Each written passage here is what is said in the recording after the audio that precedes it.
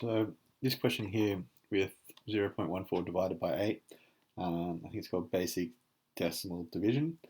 And the key idea here is that rather than going through the division algorithm where we draw it like this, we'd have 8 and we'd have 0.14. We can also do it another way where basically I can do what I want to this. I can simplify this, is what we call this, by dividing this side by a certain amount. In this case, I'm going to divide it by 2, and I can only do that if I divide the other side by 2 as well. So that would then go on to my next little step where I could rewrite this as 0.07 divided by 4. That's what I mean by divide both sides by 2. So you have to do something to both sides of the division symbol. And if I halve the 8, then I can do that to keep the answer the same, is the same as dividing. I have to halve the 0.14 as well, and half of 0.14 is 0.07. And because they're both multiples again, I can do that again if I want. So I could divide by 2 on this side as well. And I could divide by 2 on this side. And so that means I'm still going to have my thing like this. And now I'm going to have half of this side is 0.035. So that's my next step. And then finally, I just halve it all again. So I divide by 2 again, divide by 2 again.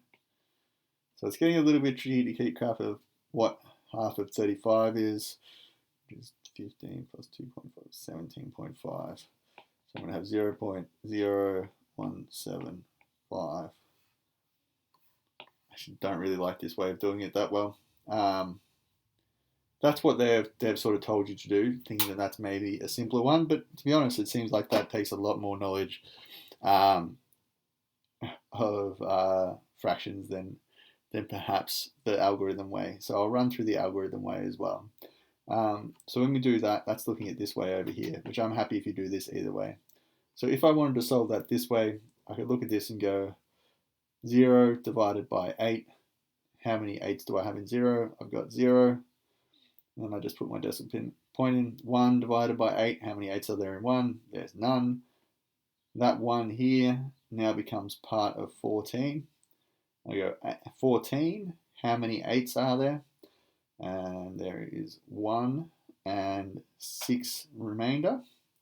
So what I do for the 6 remainder is I put a 0 down there and I write a 6 there like that.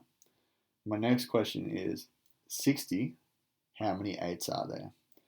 And I've got 56 is a multiple of 8.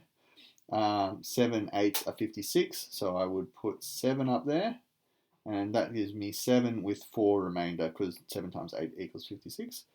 Put another 0 down, put a 4 there. Now I've got 40 divided by 8, and that goes exactly 5 times. So they're the 2 different ways that you can do that, just depending whichever one you find easier.